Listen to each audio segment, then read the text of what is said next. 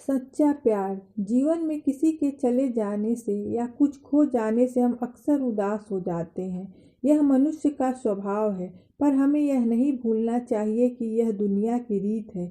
जब जिस समय हमारे पास जो है वह अनमोल है। एक दिन की बात है, रीना सुबह पार्क में टहलते हुए जा रही थी। तभी उसे एक रोती हुई बच्ची मिली। रीना ने उससे रोने का कारण पूछा तो लड़की ने बताया कि वह जिस गुड़िया से खेल रही थी वह इसी पार्क में कहीं खो गई है। रीना ने उस बच्ची को उस गुड़िया ढूंढ लाने का आश्वासन दिया, जिससे वह बच्ची चुप हो गई।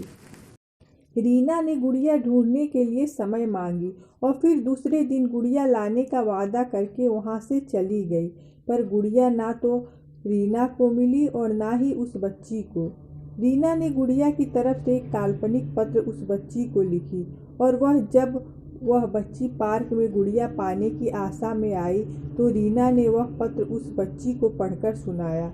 पत्र इस प्रकार था, कृपया रोना मत, मैं समय समय पर उस गुड़िया के बारे में तुम्हें लिखती रहूंगी, बस तुम रोना मत। अब रीना रोज उस खोई हुई गुड़िया की तरफ से काल्पनिक पत्र लिखने लगी और लगभग रोज ही उस बच्ची को पढ़कर सुनाती, जो कि यात्रा का काल्पनिक वर्णन हुआ करता था। रीना ने इस काल्पनिक लेकिन रोचक वर्णन ने उस बच्ची को रोने नहीं दिया। वह खुशी खुशी अपनी गुड़िया की घुमक्कड़ी के किस्से सुनने लगी। अब वह खुश रहने लगी। एक दिन जब काफ़ी कहानियाँ हो गई तो रीना ने एक दूसरी गुड़िया उस बच्ची को लाकर दी। जाहिर है वह गुड़िया बदली हुई थी। उस बच्ची को अपनी खोई हुई पुरानी गुड़िया जैसे नई लगी तो वह रीना की ओर देखने लगी। रीना ने अनजान बनते हुए गुड़िया में चिपकी एक चिट को निकालकर पढ़ने लगी।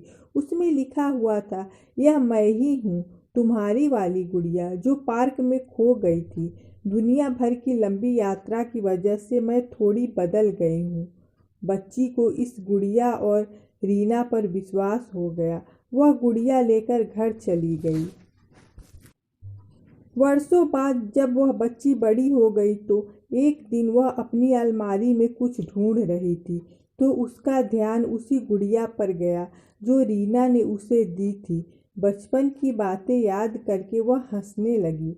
उसे सब समझ आ चुका था कि रीना ने कैसे उसका मन रखा। उसे उस गुड़िया पर फिर से प्यार आने लगा। वह उसे बड़े गौर से देखने लगी। तभी उसकी नज़र गुड़िया की फ्रॉक के आस्तीन में छुपे एक छोटे से पत्र पे गई। उसने बड़ी व्याकुलता से वह पत्र निकाला और पढ़ने लगी। पत्र में संक्षेप में यह लिखा हुआ था, हर वह चीज़ जिसे तुम प्यार करती हो कभी न कभी तुमसे खो जाएगी और जो तुम्हारे पास होगी वही तुम्हारे लिए सच्चे रूप में बनी होगी। रूप भले ही भिन्न होगा पर प्यार एकदम खालिश होगा।